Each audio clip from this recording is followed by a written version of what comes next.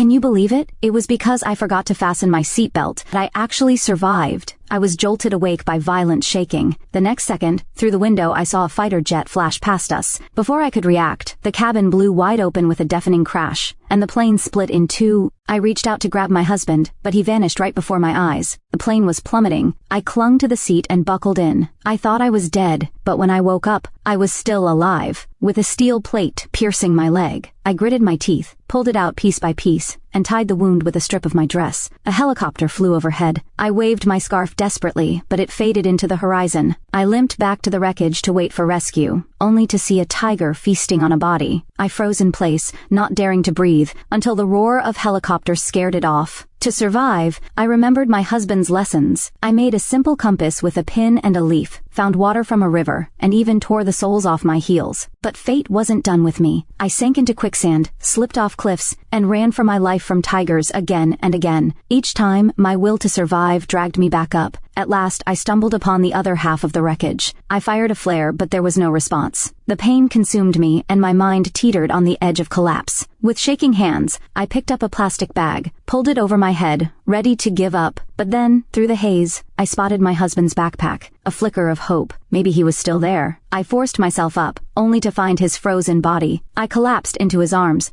and spoke to him as if he were still alive. And just as I surrendered to despair, the helicopter returned. With the last of my strength, I fired my final flare,